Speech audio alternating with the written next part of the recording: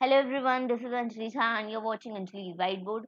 और आज की इस वीडियो में हमें स्पेशल कोड एंड ट्रिब्यूनल्स वाला चैप्टर स्टार्ट करना है, that is of JIGL of course. जब हम ट्रिब्यूनल्स की बात करते हैं तो ट्रिब्यूनल्स या फिर स्पेशल कोड्स की बात करते हैं, अभी हमें ट्रिब्यूनल वाले टॉपिक को लेकर चलना है। तो जब हम कहते हैं ट्रिब्यूनल्स तो हमारे दिमाग में सबसे पहला क्वेश्चन जो आता है वो ये आता है कि भाई जब इंडिया में जुडिशरी सिस्टम जो है, सुप्रीम कोर्ट, हाई कोर्ट, ये हैं ही, तो हम लोगों को ट्रिब्यूनल्स की नीड क्यों पड़ी, उनका ऑब्जेक्टिव क्या था ट्रिब्यूनल्स को लाने का, तो वो हमें देखना है। सबसे पहले हमें यहाँ पे देखना है मॉड्यूल की लैंग्वेज से। अगर हम पढ़ें तो ट्रिब्यूनल क्या है, एक वर्ड है जो ट्रिबल से डिराइव हुआ है, जिसका मतलब है मैजिस्ट्रेट ऑफ क्लासिकल रोमन। ठीक है, यहाँ पे जो भी क्लेम्स और डिस्प्यूट होते हैं वो मतलब कि पहले तो ट्रिब्यूनल का काम वही है जो सुप्रीम कोर्ट, हाई कोर्ट का होता है। यहाँ पे जो उनको पावर्स दी जाती हैं, जो अभी हम आगे पढ़ेंगे किसके थ्रू मिलता है उसका, तो चलो आगे देखते हैं। और tribunal generally is any person or institution having an authority to जज। ट्रिब्यूनल क्या है, कोई इंस्टीट्यूशन हो सकता है, फिर कोई भी इंसान जिसके पास एक अथॉरिटी है टू जज कह रही हूँ, टू जज, adjudicate or or adjudicate on or to determine claims and dispute sorry, or and का बहुत बहुत ज्यादा डिफरेंस है यहाँ पे। whether or not it is called a tribunal in its title। ठीक है, तो जो ट्रिब्यूनल्स होते हैं उनके पास पावर होती है क्लेम्स डिस्प्यूट कराने की, बट सिविल क्लेम्स डिस्प्यूट कराने की पावर होती है। इसको यहाँ पे नोट डाउन कर लेंगे या फिर इस बात को हाईलाइट करके अपने दिमाग में रखेंगे कि सिविल डिस्प्यूट सॉल्व करा सकते हैं। अगर आप कहो कि मेरे चाचा के बेटे का मर्डर हो गया है और इस चीज़ का डिसीजन मुझे जल्द से जल्द चाहिए, तो मैं ट्रिब्यूनल्स के पास भागूंगा। तो वहां पे ट्रिब्यूनल्स के पास पावर नहीं है to solve disputes regarding criminal procedure या फिर क्रिमिनल केसेस को, उनको डील करने की पावर नहीं है, किनको, ट्रिब्यूनल्स को नहीं है। ठीक है, उसके बाद हम बात करते हैं कुछ पावर्स की। एक मिनट। हाँ, ट्रिब्यूनल्स क्या है अपने, जैसे हमने पढ़ा है अपना कॉन्स्टिट्यूशन में कि इंडिया क्या है, क्वासी फेडरल है। ठीक है, यहाँ पे पार्लियामेंट सॉरी स्टेट की भी पावर है, मतलब कि ऐसा नहीं है कि पूरे इंडिया में सिर्फ एक का रूल चल रहा है। अगर पूरे इंडिया में प्राइम मिनिस्टर रूल है तो फिर उसके बाद क्या है, स्टेट में CM के रूल्स हैं। ठीक है, तो क्वासी फेडरल हो गए यहाँ पे, यानी कि पावर दोनों के पास है। इसी तरीके से ट्रिब्यूनल क्या है, एक ऐसी बॉडी है जो कि क्वासी जुडिशियल ड्यूटीज निभाती है। क्वासी जुडिशियल यानी कि ट्रिब्यूनल्स के पास, अगर हम आगे पढ़ेंगे तो हम देख सकते हैं कि ट्रिब्यूनल्स के पास पावर्स इंजॉय करने का तो है, बट उनके ऊपर कोई ऐसा ऑब्जेक्शन नहीं है। ठीक है, अब आगे उस ऑब्जेक्शन और पावर्स की बात हम करेंगे कैसे। N administrative tribunal is neither a court nor an executive body, यानी कि जो ट्रिब्यूनल्स होते हैं वो कोई कोर्ट या एग्जीक्यूटिव बॉडी नहीं है। हमारे इंडिया में 3 तरह की बॉडीज होती है जिनको हम कहते हैं एग्जीक्यूटिव, लेजिस्लेटिव और जुडिशरी। तो एग्जीक्यूटिव क्या है कि जो भी लॉ होंगे वो उनको एग्जीक्यूट कराएगी। लेजिस्लेटिव क्या है, जो भी लॉज होते हैं वो उनको बनाते हैं। ठीक है, उसके बाद जुडिशरी क्या है, अगर जो बनाए हुए एक्ट्स या लॉज या रूल्स हैं उनमें कुछ डिस्प्यूट्स आ जाता है तो कौन सॉल्व करवाएगा, उसको जुडिशरी सॉल्व करवाएगा। तो यहाँ पे बात हो रही है कि जब हमने आपको कहा है एग्जीक्यूटिव बॉडी या कोर्ट, हम आपको पावर्स दे रहे हैं टू सॉल्व डिस्प्यूट या फिर क्लेम्स रिगार्डिंग, आप जजमेंट दे सकते हो, डिटरमाइन कर सकते हो, बट आपको यानी कि ट्रिब्यूनल्स को कोर्ट या फिर एग्जीक्यूटिव बॉडी की तरह ट्रीट नहीं किया जाएगा। ठीक है, उसके बाद it stand somewhere Midway between a court, यानी कि जब कोर्ट और एडमिनिस्ट्रेटिव बॉडी, एडमिनिस्ट्रेटिव बॉडी का मतलब यहाँ पे है हमारा गवर्नमेंट। ठीक है, एडमिनिस्ट्रेटिव बॉडी और गवर्नमेंट के बीच में आके एक इंसान, मतलब एक इंसान, एक बॉडी आके खड़ी हो गई है, that is known as tribunals. ठीक है, कैसे, अरे ये हमारा कोर्ट है, ये हमारी गवर्नमेंट है।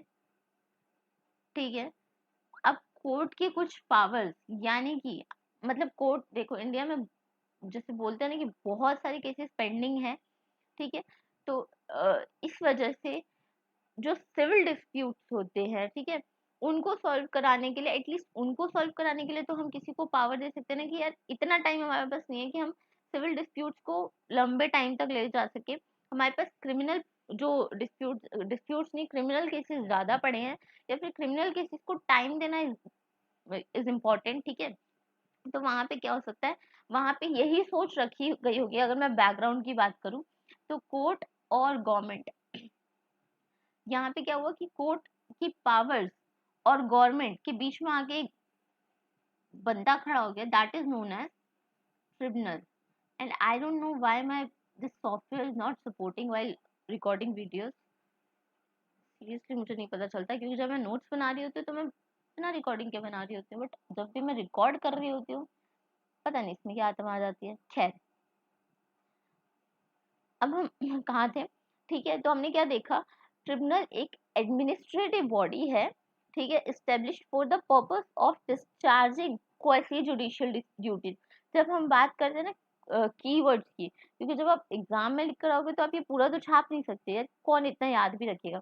तो जब हम बात करते हैं कि कुछ कीवर्ड्स याद होने चाहिए, तो वो कीवर्ड्स क्या है, यही है, क्वासी जुडिशियल ड्यूटीज. ठीक है, administrative tribunal is neither a court nor an executive body. ये क्या है, somewhere stand somewhere midway between a court and an administrative body. ठीक है, यहाँ पे यानी क्या है कि ना तो तुमको कोर्ट ट्रीट करेंगे, ना तो तुमको एडमिनिस्ट्रेटिव बॉडी ट्रीट करेंगे. तुम्हारा काम यहाँ पे क्या है, क्लेम्स और डिस्प्यूट्स को सॉल्व कराना है, बट क्रिमिनल केसेस को तुम हैंडल नहीं कर सकते. ठीक है, सिविल डिस्प्यूट्स तुम्हारे अंडर आते हैं. ओके, उसके बाद हम आ जाते हैं थोड़ा नीचे खिसक के.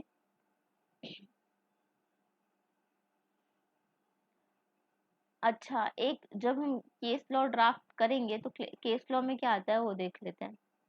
केस लॉ नहीं, मतलब जब भी केस का नाम ड्राफ्ट करना होता है. हाँ राइट, ऐसे राइट.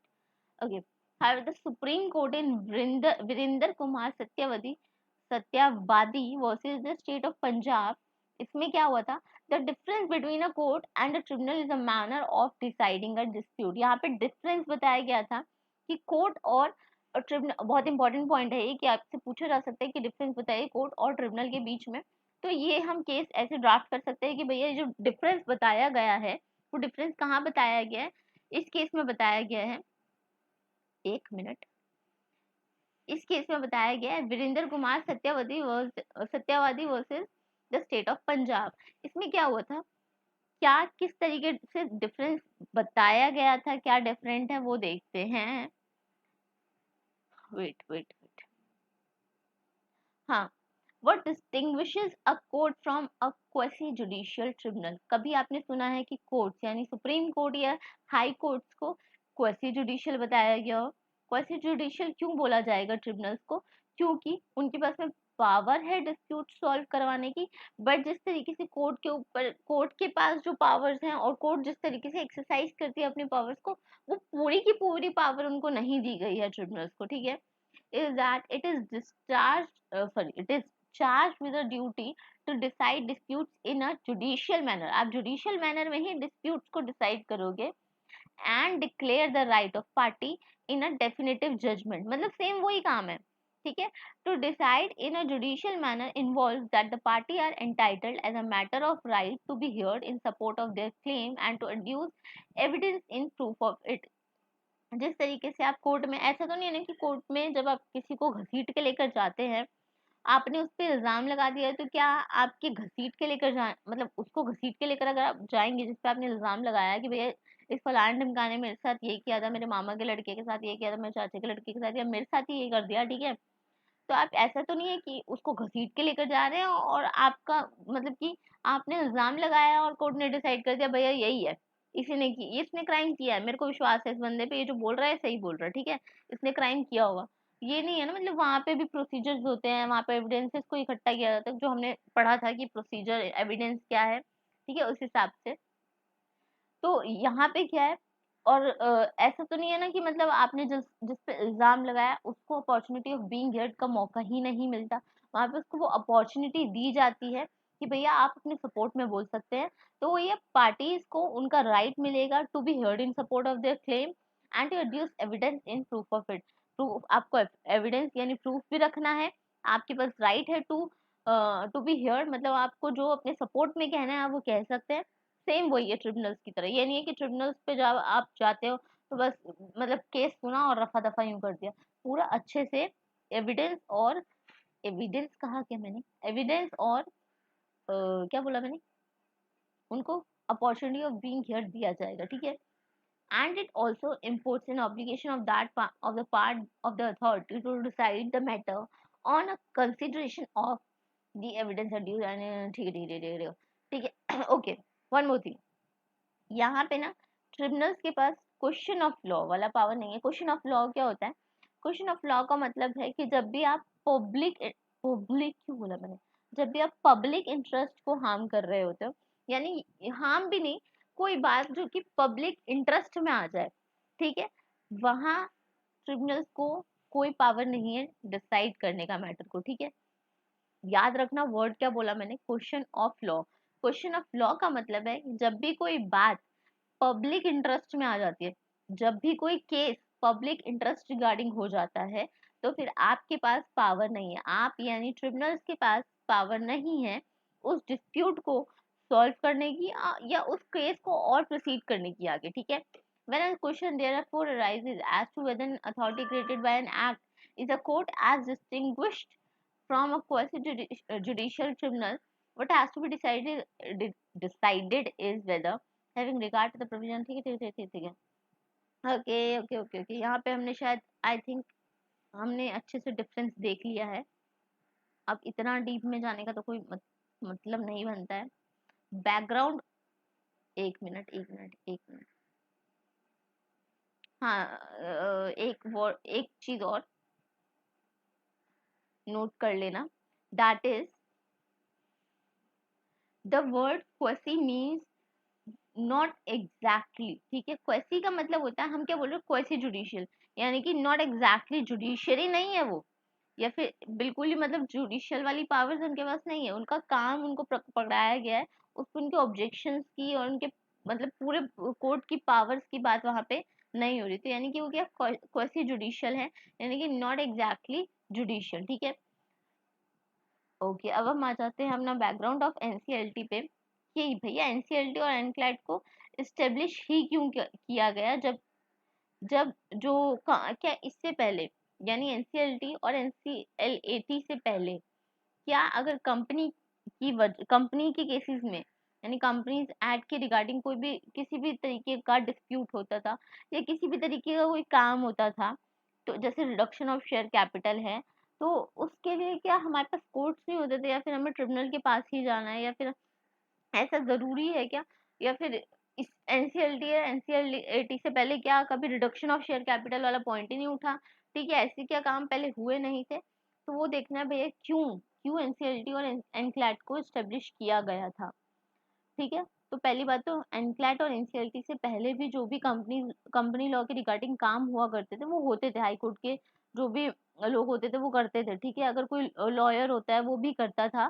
जैसे रिडक्शन ऑफ शेयर कैपिटल वाला पॉइंट है, तो अगर ये काम ऐसा नहीं है कि एनसीएलटी या मतलब ट्रिब्यूनल्स के होने के बाद ही इन काम को स्मूथली किया गया, इससे पहले भी होता था, बट कुछ इश्यूज थे जिसकी वजह से, कुछ इशू नहीं थे, उसको और स्मूथ बनाने के लिए एनसीएलटी और एनक्लैट का प्रोविजन लाया गया। और ये ऐसा नहीं है कि क्या बोलते हैं, एनसीएलटी और एनक्लैट जो है क्रिएटेड नहीं था, आई थिंक डेट वाज 1 जून 2016 जब एनसीएलटी एनक्लैट को डिक्लेयर कर दिया गया था, उससे पहले टू बी नोटिफाइड करके आया था, आई थिंक मतलब 1 जून 2016 ही है, क्योंकि नोट्स में मैंने लिखा था यही डेट थी, ठीक है। तो इसके बाद क्या हो गया था, इससे पहले टू बी नोटिफाइड करके आया करता था, क्योंकि ये केस का जो मतलब एनसीएलटी और एनक्लैट के क्रिएशन का क्रिएटेड तो थे, बट क्या इनके पास वो पावर्स थी कि नहीं थी, वो बाद में 1 जून 2016 से एक्सरसाइज हुआ था, ठीक है।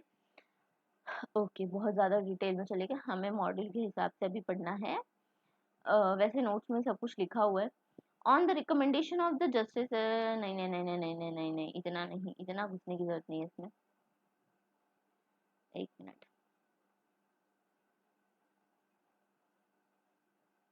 हाँ यहाँ से पढ़ना है, एल चंद्र कुमार से।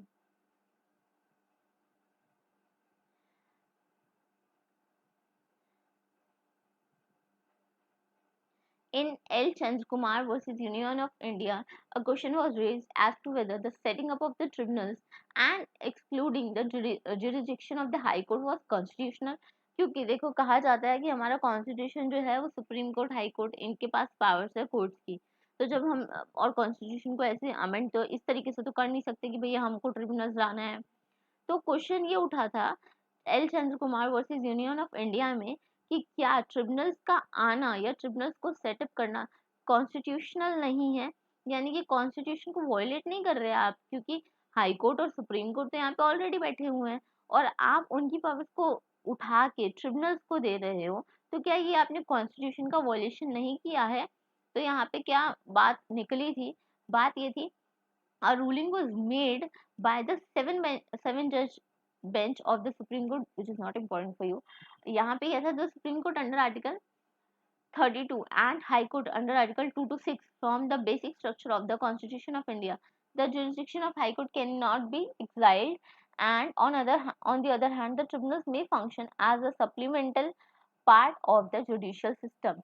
क्या कहा गया कि हाई कोर्ट को आप इग्नोर नहीं कर सकते, बट ट्रिब्यूनल्स जो हैं वो सप्लीमेंट्री की तरह, यानी जुडिशियरी सिस्टम की सप्लीमेंट्री की तरह वर्क कर सकता है। यानी ऐसा नहीं है कि हाई कोर्ट की बराबरी ट्रिब्यूनल्स कर रहे हैं या सुप्रीम कोर्ट की बराबरी ट्रिब्यूनल्स कर रहे हैं, ऐसा नहीं है। ट्रिब्यूनल्स को एक सप्लीमेंट्री पार्ट बनाया गया जुडिशियरी सिस्टम का, ठीक है, और ये आपकी हेल्प, यानी सुप्रीम कोर्ट हाई कोर्ट की हेल्प करने के लिए ही बनाया गया है। क्योंकि अगर आप नॉर्मली भी सोचो कि जब सुप्रीम कोर्ट के पास या हाई कोर्ट के पास इतने क्रिमिनल केसेस आते हैं आए दिन, मतलब हर एक सेकंड पे कुछ ना कुछ क्रिमिनल केस हो रहा होता है, कोई क्रिमिनल ऑफेंस हो रहा होता है। अब अगर वो हर सेकंड के क्रिमिनल ऑफेंस को, क्योंकि जब आप देखते हैं ना कोई सिविल भी डिस्प्यूट हुआ है तो वो सिविल से क्रिमिनल कब बन जाएगा मतलब पता नहीं चलता है, क्योंकि लोगों का दिमाग इतना शातिर हो गया है, ठीक है।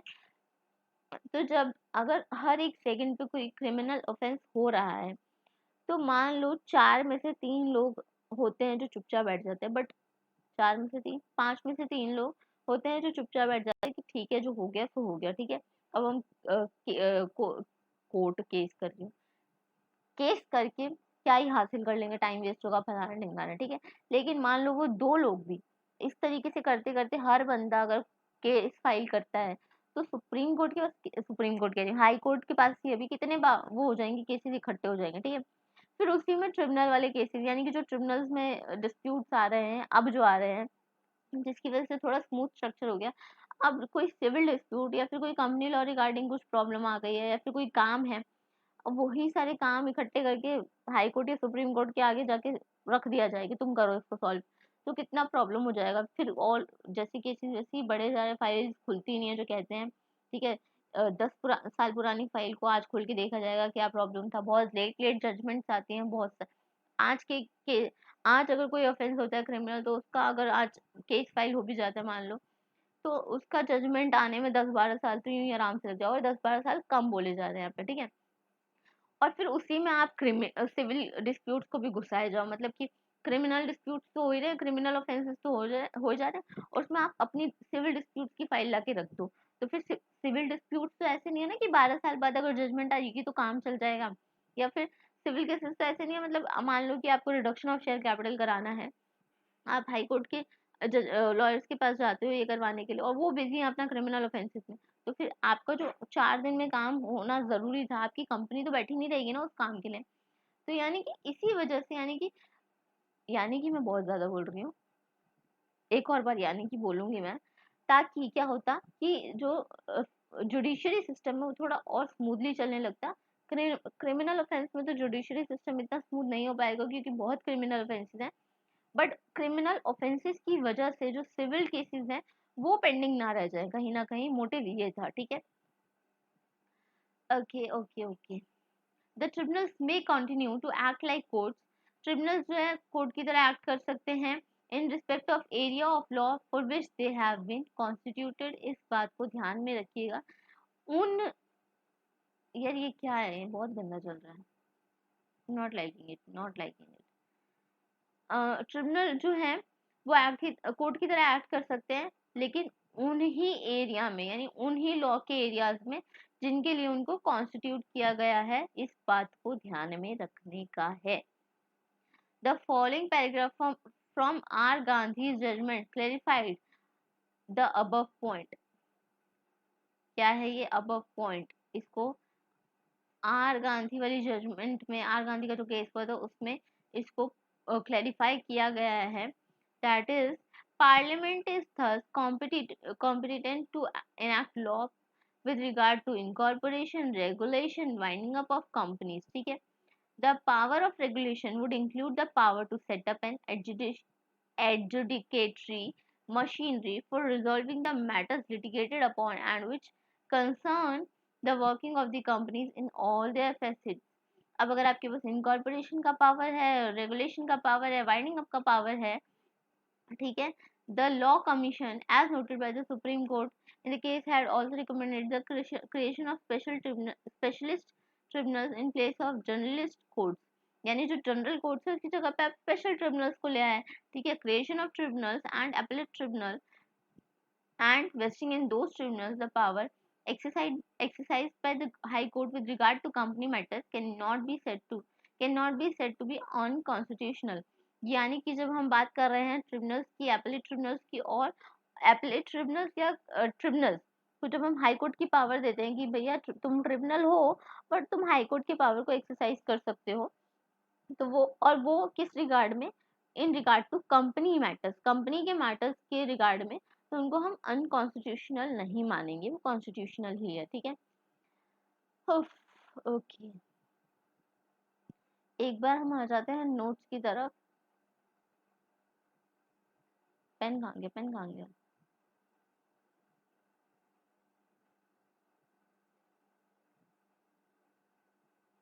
चलो एक बार ना इसको नोट यहाँ से कर लेना.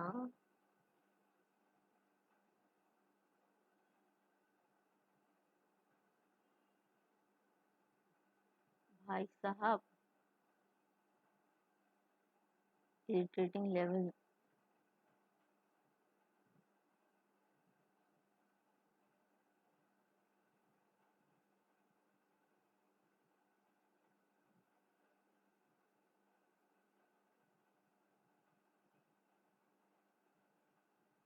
ओ गॉड, एडजस्ट कर लो, एडजस्ट कर लो.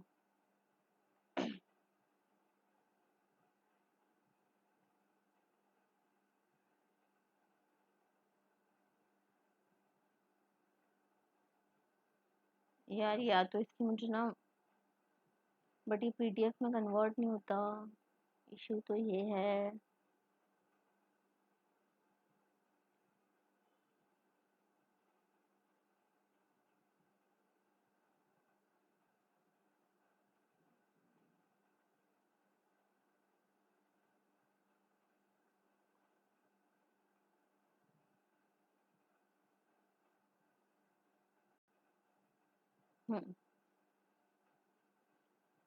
यहाँ से है सारा. इसको अगर आप नोट कर लें तो बड़ी कृपा हो जाए.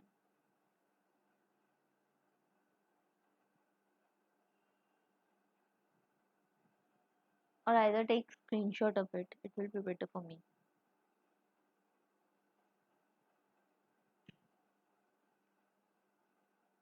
You can take screenshot of it.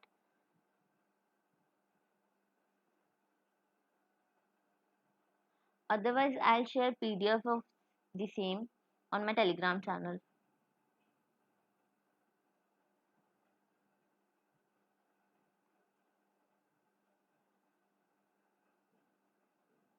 Actually it will be better अगर मैं इसके PDF ही शेयर कर दूँ तो ये ज़्यादा सही रहेगा, क्योंकि बहुत ही ज़्यादा टाइम लग जाएगा ऐसे में. तो मैं इसका PDF शेयर कर दूंगी on my Telegram channel, my Telegram channel which is Anjali's Whiteboard, जिसका लिंक डिस्क्रिप्शन बॉक्स में ऑलरेडी दे रखा है टेलीग्राम चैनल को ज्वाइन करने का.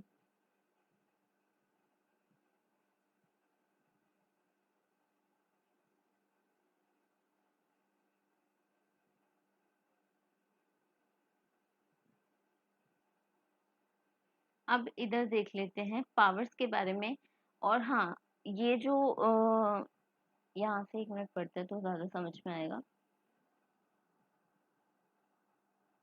After a long journey of 14 years, the controversial phase has come to an end with the constitution of tribunal. यानी कि इस ट्रिब्यूनल और एपलेट ट्रिब्यूनल को as notified by central government करने में कितना टाइम लग गया? 14 साल का टाइम, 14 ईयर्स का टाइम लग गया, ठीक है.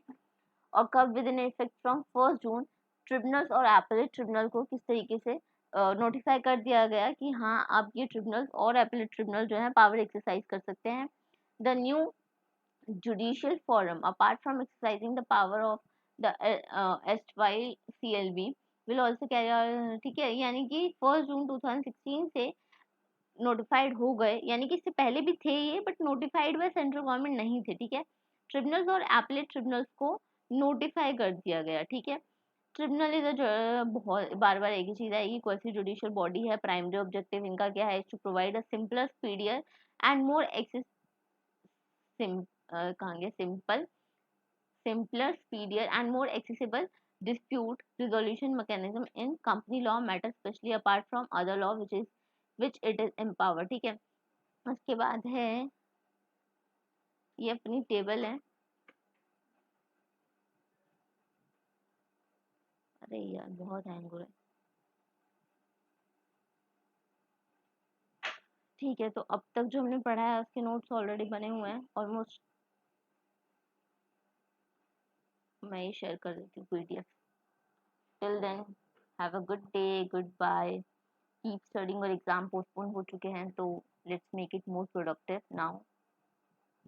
Bye bye.